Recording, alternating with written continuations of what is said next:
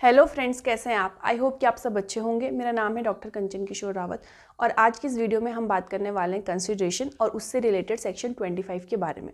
हमारी पिछली वीडियो में हमने बात की थी कंसिडरेशन क्या होता है, उसकी डेफिनेशन और इसेंशियल एलिमेंट। अगर आपने वो वीडियो नहीं देखा है तो पहले आप उस वीडियो को जाके देखिए, क्योंकि ये वाला वीडियो उस वीडियो के कंटिन्यूएशन में है। ठीक है, तो इस सेक्शन को समझने से पहले हमें कंसिडरेशन क्या होता है ये समझना बहुत ज़रूरी है, राइट। तो सेक्शन 25 बेसिकली क्या है। अभी तक हमने क्या पढ़ा था कि अगर किसी भी एग्रीमेंट में कंसिडरेशन नहीं होगी तो वो एग्रीमेंट कॉन्ट्रैक्ट नहीं बन पाएगा। ठीक है, an agreement without consideration is void. ठीक है, क्योंकि कंसिडरेशन एक इसेंशियल एलिमेंट है कॉन्ट्रैक्ट के फॉर्मेशन में एज पर सेक्शन 10।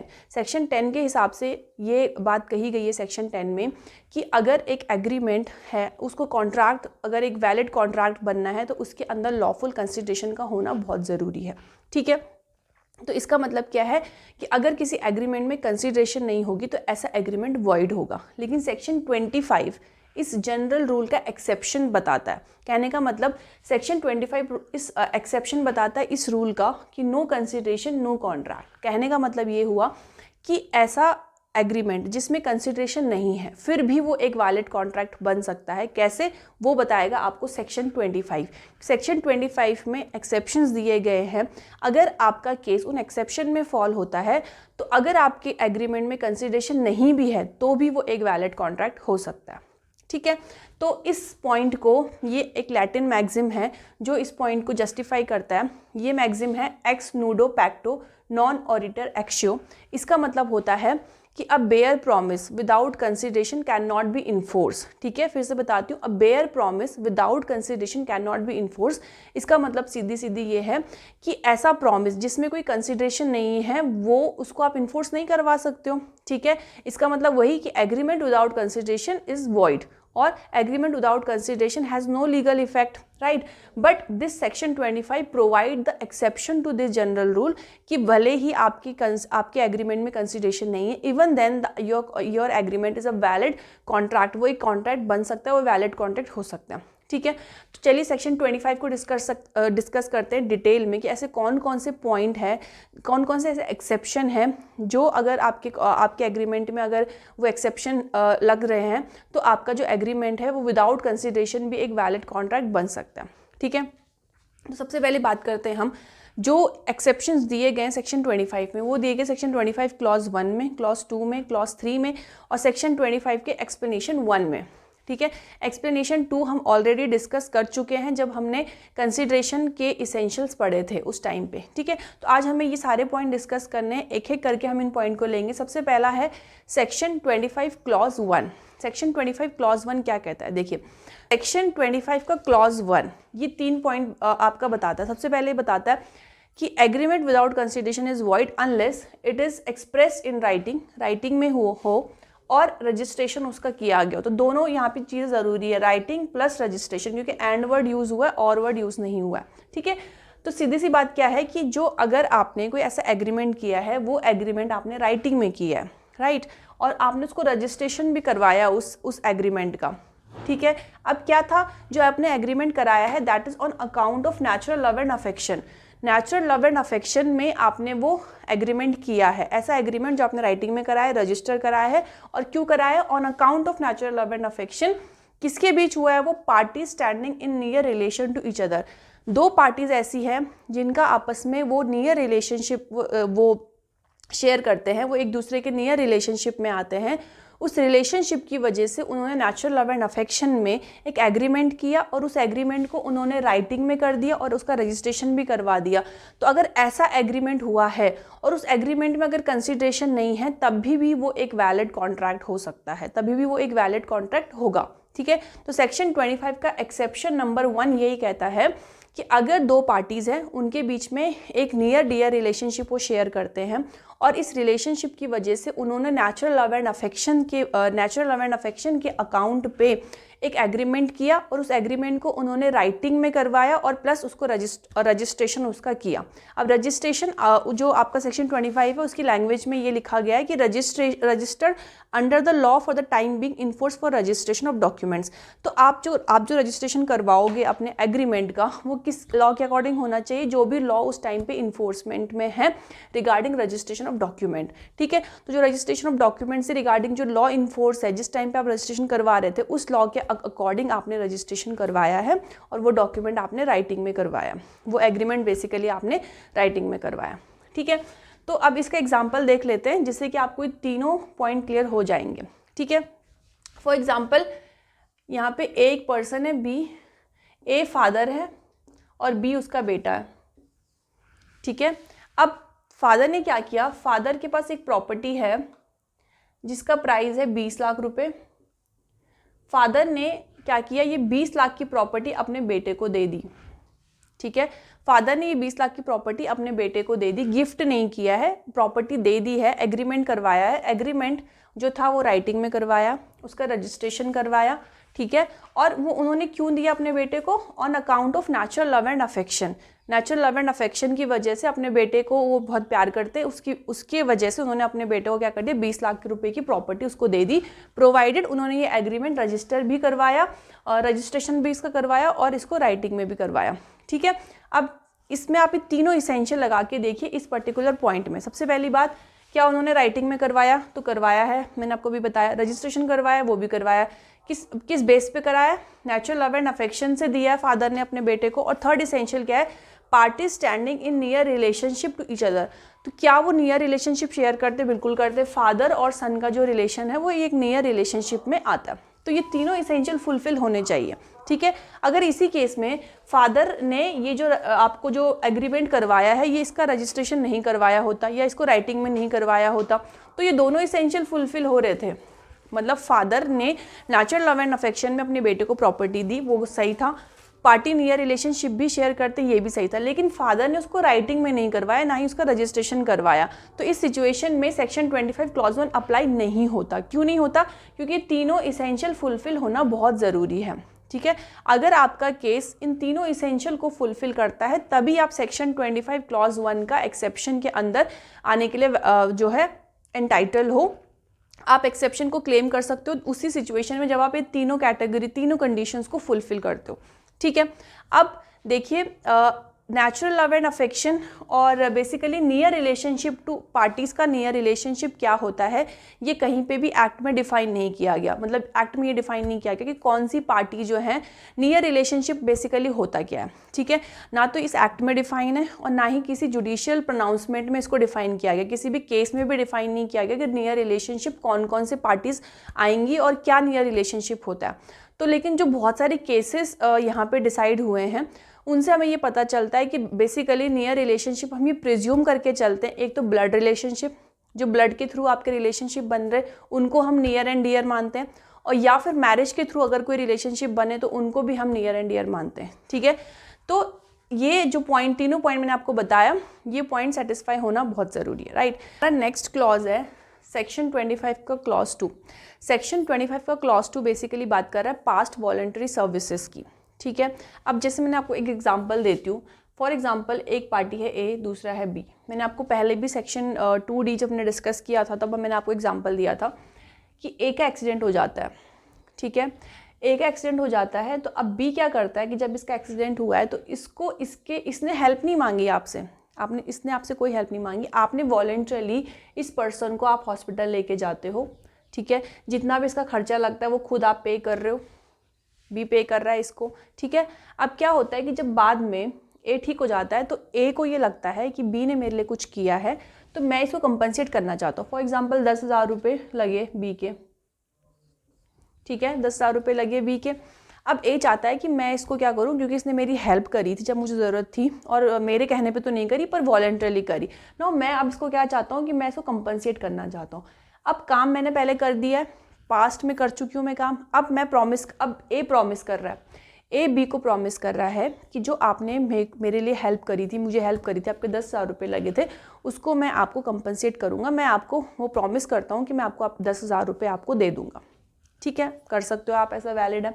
अब ये क्या कह रहा है देखिए, तो यहाँ पर क्या है, प्रोमिसेस टू कंपनसेट होली और इन पार्ट, या तो आप पूरे 10,000 रुपये देने के लिए बात कर रहे हो, या आप 10,000 नहीं तो 5,000 देने की बात कर रहे हो, ठीक है। तो वही मतलब है कि आप प्रॉमिस कर रहे हो कंपनसेट करने का, क्या या तो होली या फिर इन पार्ट, आप पूरा पेमेंट करने के लिए रेडी हो या पार्ट में, ठीक है। Already voluntarily done something for promiser, यहाँ पे क्या था, ऑलरेडी बी जो है वो पहले कर चुका है, ऑलरेडी वॉलेंटरली डन, अब इसने वॉलेंटरली करा था, ए के कहने पे नहीं किया, उसने खुद से किया, और जो कर चुका है वो पहले से, समथिंग फॉर प्रॉमिसर, किसके लिए किया उसने, प्रॉमिसर के लिए। प्रॉमिसर कौन, ए, जो प्रॉमिस कर रहा है कि मैं आपको पेमेंट आपको करूँगा, आपको कंपनसेट करूँगा, ठीक है। तो ये वाला पॉइंट भी सेटिस्फाई हो गया। थर्ड है something promisor legally compellable to do, अब ये अलग पॉइंट है, ठीक है। तो इसमें ऐसा नहीं, जैसे हमने भी पढ़ा था सेक्शन 25 की क्लॉज 1 में कि वहाँ पे तीनों इसेंशियल फुलफिल होना ज़रूरी था, पर ये अलग पॉइंट है। इसमें ये है कि ये 2 पॉइंट आपको होने ही चाहिए अगर आप क्लेम कर रहे हो सेक्शन 25 क्लॉज 2 को, ये अलग से पॉइंट कह रहा है, ठीक है। तो इस सिचुएशन में आप देखो कि आप प्रॉमिस कर रहे हो ऑलरेडी, किसके लिए, जो वॉलेंटरी सर्विस पास्ट में हो चुकी है। तो अगर ऐसा कोई प्रॉमिस हुआ है तो इसको हम एक वैलिड कंसिडरेशन मानेंगे सेक्शन 25 क्लॉज 2 के लिए, ठीक है। यहाँ पे क्या है कि मैं आपको 10,000 रुपये देने का वादा कर रही हूँ, लेकिन आपने क्या किया है, आपने मेरे लिए कुछ तो किया नहीं, मेरे कहने पे तो किया नहीं। अगर हम सेक्शन इसमें 2D लगाएंगे तो सेक्शन 2D का इसेंशियल ये था, when at the desire of the promiser promise your any other person has done और अब्सटेन फ्रॉम डूइंग, तो मतलब प्रॉमिसर के डिज़ायर पे आप कुछ कर रहे हो, तो यहाँ पर तो प्रॉमिसर का डिज़ायर है ही नहीं, तो इसका मतलब कंसिडरेशन ही नहीं है। क्योंकि हमने वहाँ पे भी पढ़ा था दुर्गा प्रसाद का केस, जहाँ पे ये था कि आप प्रॉमिसर के डिज़ायर पे अगर कोई काम नहीं होता है तो कंसिडरेशन नहीं होती है, तो यहाँ पर तो कंसिडरेशन नहीं होनी चाहिए ना, क्योंकि आपने प्रॉमिसर के डिज़ायर पे नहीं किया, आपने वॉलंटरली करा है। तो इसलिए मैंने आपको बोला कि वो कंसिडरेशन वैलिड नहीं है, लेकिन बिकॉज सेक्शन 25 एक्सेप्शंस बताता है, तो इसीलिए आप एक्सेप्शन के अंदर क्लेम कर सकते हो। जो आपने किसी के लिए पास्ट में वॉलंटरली सर्विस दी है उसको आप सेक्शन 25 क्लॉज 2 के अंदर रेमेडी मांग सकते हो, सेक्शन 2D में रेमेडी आप नहीं मांग सकते हो, ठीक है। तो आपको समझ में आ गया ये। अब ये पॉइंट क्या कहता है, something promisor legally compellable to do, कुछ ऐसा सिचुएशन थी जहाँ पे कि प्रॉमिसर लीगल मतलब लॉ के अकॉर्डिंग उसको कुछ काम करना था, ये लीगली कंपेलेबल था कुछ काम करने के लिए, पर वो नहीं कर पाया और आपने उसकी हेल्प कर दी, वॉलंटरली करी, उसने आपसे हेल्प नहीं मांगी। फॉर एग्जाम्पल एक पर्सन है और इसका एक बेटा है छोटा, ठीक है, माइनर है वो। अब ए उसको लीगली कंपेलेबल है वो कि वो उसको उसका जो भी खर्चे हैं एक्सपेंसेस है वो उठाए, उसके एजुकेशन पे, उसके खाने पीने का, रहने का, वो सब वो देखे, लीगली कंपेलेबल एज अ फादर, लेकिन वो कर नहीं पाया ड्यू टू फाइनेंशियल कंडीशन। उसकी फाइनेंशियल कंडीशन इतनी अच्छी नहीं थी कि वो अपने बेटे को एक प्रॉपर जो है वो food, shelter and cloth provide कर पाए। तो उसके बदले पे जो बी है उसने उसको क्या कर दिया, उसके बेटे को जो भी डेली एक्सपेंसेस थे उसका खर्चा जो था वो बी ने उसका उठाया, ठीक है। लेकिन ए ने यहाँ पे रिक्वेस्ट नहीं करी, बी ने वॉलंटरली करी, ठीक है। अब बाद में क्या होता है कि कुछ टाइम बाद ए की जो फाइनेंशियल कंडीशन है वो ठीक हो जाती है, तो अब जाके वो प्रॉमिस करता है बी को कि जो आपने मेरे बेटे के लिए किया, जो भी आपने उसका खर्चा उठाया वो मैं आपको देने के लिए तैयार हूँ, चाहे वो आप होली दे रहे हो या पार्ट में दे रहे हो। तो ये देखो ये वाला आप वो लगाओ इसके पॉइंट्स, प्रॉमिस टू कंपनसेट कर रहा है यहाँ पे, ये तो होली कर रहा है या पार्ट कर रहा है, ऑलरेडी वॉलंटरी डन समथिंग, जो मैंने पहले ही कर दिया, मतलब ए ने यहाँ पे क्या किया, बेटे के लिए पहले उसने खर्चा कर दिया है, पास्ट में किया, और अब मैं आपको प्रॉमिस कर रही हूँ। तो यहाँ पे क्या, something promisor legally compellable to do, अगर प्रॉमिसर कंपेलेबल टू डू था और उसके बदले पे किसी दूसरी पार्टी ने कुछ कर दिया, तो उस सिचुएशन में अगर प्रॉमिसर प्रॉमिस करता है कंपनसेट करने का, तो सेक्शन 25 क्लॉज 2 के अंदर वो एक वैलिड कंसिडरेशन होगा, और वैलिड कंसिडरेशन है तो वैलिड कॉन्ट्रैक्ट भी होगा, ठीक है। तो आई होप कि आपको सेक्शन 25 क्लॉज 2 समझ में आ गया होगा, जो बात करता है पास्ट वॉलंटरी सर्विसेज के बारे में, ठीक है। अब है हमारा next point, that is section 25 clause 3। Section 25 clause 3 बात करता है टाइम बार डेट की। सेक्शन 25 क्लॉज 3, अब हम समझते हैं सेक्शन 25 क्लॉज 3। सेक्शन 25 क्लॉज 3 बात कर रहा है basically promises to pay a time barred debt, time barred debt के को प्रॉमिस करा अगर आपने पे करने का तो उसके बारे में, ठीक है। तो पहले हम इस पर्टिकुलर पॉइंट का एक एग्जांपल समझते हैं, फिर हम इसके जो लैंग्वेज है सेक्शन की उस पर आएंगे, तो आपको और क्लियर हो जाएगा ये सेक्शन, ठीक है। तो हम देखिए एक एग्जाम्पल लेते हैं, एक है ए, दूसरा है बी। ए ने बी से कर्जा लिया 10,000 रुपये का, ए कौन हो गया, ए हो गया डेटर सी हो गया बी हो गया क्रेडिटर। ठीक है, अब लिमिटेशन लॉ ये कहता है, लिमिटेशन जो कानून है वो ये कहता है कि बी को अगर अपना कर्जा वापस लेना है तो उसको 3 साल के अंदर अंदर वो कर्जा वापस लेना पड़ेगा। अगर 3 साल के बाद वो कोर्ट में जाता है अपना ये राइट इन्फोर्स कराने के लिए, तो कोर्ट उसमें उसको रेमेडी नहीं दे सकती, क्योंकि ये जो डेट, अब ये कर्जा है, ये टाइम बार्ड हो चुका है, ये लिमिटेशन लॉ इसमें लग चुका है। तो बी के पास ये राइट है कि 3 साल के अंदर अंदर वो कभी भी अपना पैसा वापस मांग सकता है। लेकिन अगर वो 3 इयर्स के बाद जाता है या फिर जो लिमिटेशन पीरियड प्रिस्क्राइब किया गया उसके बाद अगर वो कोर्ट में अपने लिए रेमेडी मांगने जाता है तो ये पॉसिबल नहीं है, क्योंकि वहाँ पे क्या हो चुका है, वो टाइम बार्ड हो चुका है। ठीक है, अब ये सेक्शन 25 क्लॉज 3 ये कहता है कि फॉर एग्जांपल ऐसा कोई क्रेडिटर है जिसका राइट, अब वो अपना राइट इन्फोर्स नहीं करवा सकता due to limitation act. Now A क्या कर रहा है, जो डेटर है वो ये सोचता है कि मैं इसके पैसे पे कर देता हूँ वापस, जो कर्जा मैंने लिया था उसको मैं वापस इसको दे देता हूँ। तो अब ए क्या करता है कि ए प्रॉमिस करता है बी को, मतलब डेटर प्रॉमिस कर रहा है क्रेडिटर को कि मैं आपको आपके 10,000 रुपये, या तो 10,000 रुपये पूरे, या वो कह सकता है कि मैं आपको आपके 10,000 तो नहीं पर 5,000 रुपये आपको वापस देने के लिए तैयार हूँ। ठीक है, अब यहाँ पे क्या है कि अगर हम यहाँ पे ये वाला रूल लगाएं कि कंसिडरेशन के बिना कॉन्ट्रैक्ट नहीं हो सकता, तो यहाँ पे क्या है, बी को क्या मिल रहा है, बी को मिल रहे हैं उसके 5,000 रुपये। ठीक है, और ए को क्या मिल रहा है, ए को कुछ भी नहीं मिल रहा है, क्योंकि यहाँ पर जो इसका जो रेमेडी था वो तो एग्जॉस्ट हो चुकी है, उस पर तो अब कोई भी आप रेमेडी क्लेम नहीं कर सकते हो। तो ए तो लाइबल नहीं है बी को देने के लिए कुछ भी, लेकिन फिर भी ए प्रॉमिस कर रहा है कि मैं आपको आपके 5,000 या 10,000 रुपये देने के लिए रेडी हूँ। तो मतलब ये तो कुछ दे रहा है पर ये तो कुछ नहीं दे रहा ना, कंसिडरेशन है ना, तो कंसिडरेशन तो नहीं है यहाँ पे, तो कॉन्ट्रैक्ट भी नहीं होना चाहिए। लेकिन क्योंकि ये एक्सेप्शन के अंदर आ रहा है तो ये बात यहाँ पर कर रखी है कि अगर कोई डेटर जिसका टाइम बार्ड, जो क्रेडिटर है उसकी रेमेडी खत्म हो चुकी है अपना डेट वापस लेने की, फिर भी अगर डेटर प्रॉमिस करता है, ठीक है, प्रॉमिस करता है उसके इस डेट को देने के लिए, तो ऐसा प्रॉमिस इन्फोर्सेबल नेचर का होगा। ऐसे प्रॉमिस में भले ही कंसिडरेशन नहीं है फिर भी वो क्या है, एक वैलिड एग्रीमेंट होगा, और वैलिड एग्रीमेंट तो वैलिड कॉन्ट्रैक्ट भी होगा। ठीक है, अब इसको, इस एग्जाम्पल को अगर आप समझ गए तो अब हम इसके जो पॉइंट्स हैं वो पढ़ते हैं। देखिए, सेक्शन 25 क्लॉज 3 कहता है कि it is a promise made in writing. पहली बात तो आपने राइटिंग में किया, मतलब जो ये डेटर है जो प्रॉमिस कर रहा है इसको पैसे वापस देने की, उसने उस एग्रीमेंट को राइटिंग में करवा लिया है और उसको साइंड भी होना चाहिए, दोनों चीज़ें होनी चाहिए, एंड लिखा हुआ है। तो राइटिंग में लिखवाया आपने अपना एग्रीमेंट, आपने साइन किया, by person to be charge with therewith. कौन चार्ज था, ये, या तो इसने साइन किया हो और राइटिंग में लिखवाया, और बाय हिज एजेंट। किसका एजेंट, ए। फॉर एग्जांपल ए का कोई एजेंट है जो कि ए के बिहाफ पे काम कर रहा है, तो सी ने भी अगर वो साइंड किया है, राइटिंग में करवाया, तो भी ये वैलिड है। ठीक है, तो प्रॉमिस किया है राइटिंग में, साइन किया है बाय उस पर्सन ने जो कि चार्ज है या फिर उसके एजेंट ने, टू पे होली और इन पार्ट, या तो पूरा डेट देने के लिए राजी हूँ मैं, मतलब ए जो है वो पूरा डेट देने के लिए राजी है 10,000 रुपये, या फिर वो पार्ट में देने के लिए राजी है, हो सकता है कि सिर्फ 5,000 रुपये ही दे, तो ये भी वैलिड है। ठीक है, debt of which the creditor might have enforce payment, वो कर सकता था पेमेंट इन्फोर्स, लेकिन but for the law for the limitation of suits, लेकिन लिमिटेशन के कारण, लिमिटेशन लॉ के कारण अब उसके पास ये राइट नहीं है कि वो अपना ये पैसा डेटर से वापस ले सके।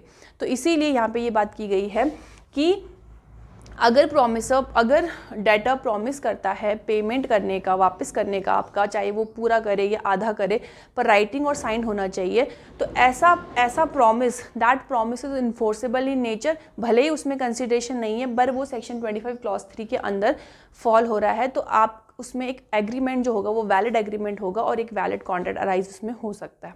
ठीक है, तो आपको समझ में आ गया होगा सेक्शन 25 के तीनों क्लॉजेस। ये टाइम बार्ड डेट के बारे में बात करता है, सेक्शन 25 क्लॉज 2 बात करता है आपके जो पास्ट में वॉलंटरी सर्विस हुई है, और सेक्शन 25 क्लॉज 1 बात करता है कि नेचुरल लव एंड अफेक्शन में जो पार्टी नियर रिलेशनशिप शेयर करती थी उन्होंने राइटिंग और रजिस्ट्रेशन करके कोई एग्रीमेंट किया है। तो ये सारे जो कैटेगरीज हैं इसमें अगर आपका कोई भी एग्रीमेंट फॉल होता है तो वहाँ पे कंसिडरेशन का होना ज़रूरी नहीं है। ठीक है, बात करते हैं सेक्शन 25 के एक्सप्लेनेशन 1 की। सेक्शन 25 का एक्सप्लेनेशन 1 ये कहता है कि जो ये रूल है कि नो कंसिडरेशन नो कॉन्ट्रैक्ट, ये गिफ्ट पे अप्लाई नहीं होगा। जो गिफ्ट के केसेस होते हैं वहाँ पे क्या होता है कि फॉर एग्जांपल ए ने बी को गिफ्ट दिया अपना घर, तो बदले में वो कुछ नहीं लेता, तो यहाँ पे कंसिडरेशन नहीं है। तो अगर हम देखा जाए तो कंसिडरेशन के अकॉर्डिंग अगर हम अप्लाई करें तो यहाँ पर एक वैलिड कॉन्ट्रैक्ट भी नहीं होगा। लेकिन गिफ्ट के जो केस है वो एक्सेप्शन है इस रूल का, कि अगर किसी पार्टी ने सामने वाली पार्टी को गिफ्ट दिया है तो वो एक वैलिड कॉन्ट्रैक्ट होता है, भले ही उसमें कंसिडरेशन नहीं है। ठीक है, तो सेक्शन 25 का एक्सप्लेनेशन 1 ये कहता है कि nothing in this section shall affect the validity as between the donor and donee. Donor वो जिसने गिफ्ट दिया, डोनी वो जिसको गिफ्ट दिया गया है। ठीक है, of any gift actually made. Actually made का मतलब यहाँ पे ये है कि गिफ्ट आप दे चुके हो। जब आप गिफ्ट दे चुके हो तो उसके ऊपर कंसिडरेशन नहीं है, फिर भी वो एक वैलिड कॉन्ट्रैक्ट होगा, और वो सेक्शन 25 का एक्सप्लेनेशन 1 उसको सेव करता है ऐसे गिफ्ट को।